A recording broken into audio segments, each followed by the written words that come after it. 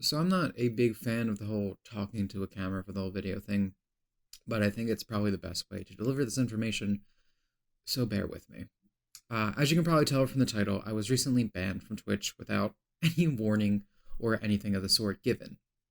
And this video, I wanted to talk about my experiences during all this dealing with Twitch staff, prior experience I've had, and just Twitch in general, quite frankly. But some background. I have been streaming for about 4 years, and in that time, I even became a partner with Twitch. However, a week ago, as I just said, I was banned without warning, explanation, anything at the time of the situation. Any tickets, any emails since, still no response, nothing. Now, for those who don't know, typically when you're banned from Twitch, they don't exactly give you the most detailed report or anything, but you're at least given what happened. You know why you're banned. You get something. And the thing is, it could literally be anything, right? Like, I am positive, pretty positive, that I did not break any rules or anything at the time, nothing out of the ordinary. Not to mention, I did recently become a partner, as I just stated, so during all of their background checks that they said they were doing through my social medias, my Twitch itself, anything, you figure any prior issues would have come up there. But the thing is, recently with Twitch, I've seen a guy completely lose his Twitch channel in the blink of an eye because they banned him over some viewer in his chat saying something they deemed hateful. For all he knows or anyone knows, could not even be a fan. But Twitch expects you to babysit hundreds to thousands of people now. And if you miss a single message and just any old person decides to, screenshot that and use it against you, well, again, you can pretty much lose everything in a blink of an eye. So maybe it is a case like that or any of the other billions of stupid reasons I've seen people lose their Twitch channels. However, even then, right, I feel I'm owed the reason.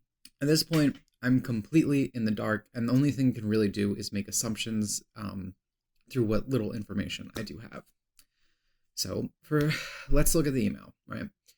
I did eventually receive this, and despite it not telling me anything still, we can try at least to extrapolate some information from the wording. For example, this statement right here, I originally took as me being warned and signed onto all of Twitch's policies, right? Don't break these rules, encompassing all of them. Typical contract stuff. However, another person who's somewhat more acquainted with Twitch pointed out that another possible interpretation is that it had to do with a prior ban that I had. Now, the only time I had been banned from Twitch in my entire career was a 3-day ban 2 years ago. I use a lot of fan art on my page because I get a lot of fan art, and I'm very grateful for it. And during an annual mass report that always seems to happen to me, one of the images linked in the art gallery showed a bit too much anime boy thigh. Twitch deemed it too sexual for the platform, and keep in mind, this is the platform we're talking about. But let's digress on this for now. Since then, I've been far more careful not to use any links or any fan art that could be deemed too sexual in nature, right? I don't even link my fan art album at all, just because you never really know where the line is with Twitch. You can spread your entire goddamn cooch on the platform, and at most receive a 3-day slap on the wrist. But when it comes to fictional characters, who knows?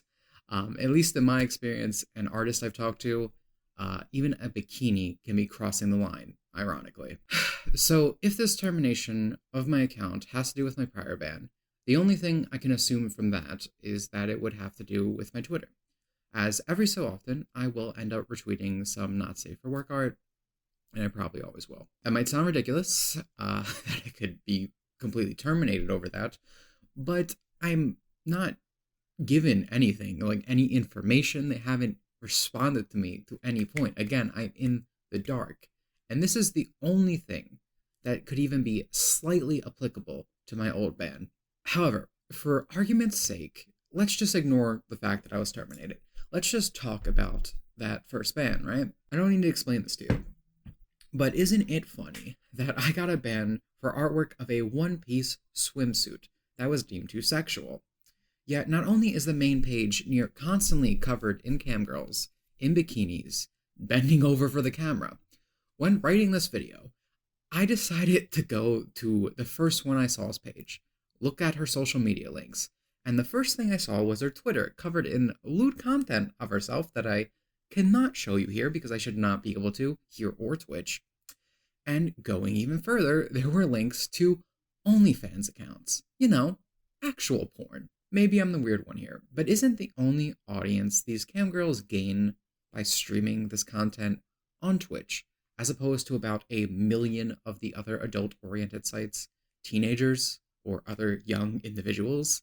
Like, I'm pretty positive there will be a bunch of people that say, oh, well, he deserved this ban because of some unsavory comment he made, or some edgy joke the past 4 years, or some sexual joke the past 4 years. Something like that. But how can you tell me to any extent that that's worse than what I'm describing here? Maybe you do think it's perfectly fine. Maybe I'm the weird one. However, isn't Twitch supposed to be against this? Isn't that the entire reason I got banned? Because of a drawing of a thigh in a swimsuit. I guess it might be worth noting that I have been receiving mass reports among a billion of other things I talked about in a previous video a while back, of people just trying to get me off the internet. But I am positive that these cam girls parading around the main page are receiving about 1,000,000 reports as well. I am just clearly not the right gender and don't present myself in a certain way that Twitch deems protectable. Keep in mind that I am making some assumptions here, but they are based on what people who have previously dealt with Twitch have said, their new enforcement policies for offsite stuff, the wording of my email, my prior ban, and just the fact that this was the only thing I have ever been told is an issue. Suffice to say, I'm done with Twitch. I mean, even if they sent me an email in the next 10 minutes, right? If they sent someone on their hands and knees begging me for some reason to come back, I don't want anybody, I don't want any of the hundreds of people that were giving this company money on my behalf to do that ever again. And obviously I don't want to give them my own money or use that service. Anything. Even before all of this, Twitch has treated me like shit for the past 4 years I was there. Every time I was at partner requirements, they would make up some absurd reason to not follow up. And I mean, they could just say no. I would be fine with that. But it's the fact that they would just lie at points and make up some insane excuse. It felt insulting. Any issues I would have would never be resolved. Dealing with any of the mass flaggings, dealing with my prior ban, it was always shit. Even with other friends and streamers I like and, follow, it was hardly any different. I've never seen a site play favoritism so hard, so across the board, and so openly. I don't even know how I got partner, right? When I did, I said it was a joke because they ran out of excuses to deny me. They were playing a prank on me, basically. And look what happened.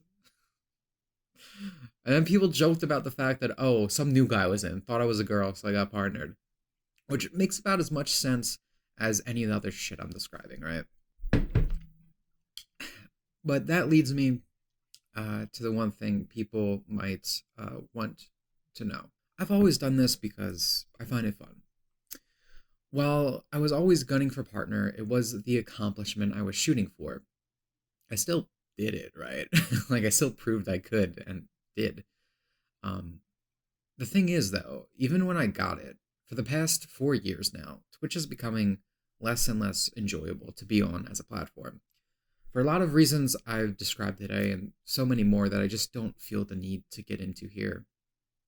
But I still love streaming, and that's the point. Like, I can still do that anywhere. As awful as the situation is, that Twitch can just remove anyone they don't care for at any point, sometimes without even giving a reason in my case, maybe not being there is for the best. If you want to still watch me, I'm going to be streaming on YouTube. I have been streaming on YouTube on my second channel, and I've been hitting the same numbers I used to on Twitch for almost every stream. And that particularly really surprises me. Like I didn't expect that. So if like you're anyone who has come over from my Twitch over here, do know that like that is something I really genuinely appreciate, because again, I just did not expect it. Streaming is always been my favorite thing I do online. I said it for a long time now. On streams mostly. As much as we whine about YouTube, and don't get me wrong, it's not great. I'm not even gonna sit here and try to tell you it's good, but everyone gets slapped around by Susan and her bots pretty equally. I'll take YouTube's across the board problems any day over dealing with what happens on Twitch. Perhaps that's the worst thing I can actually say about Twitch. They start making me think YouTube ain't so bad.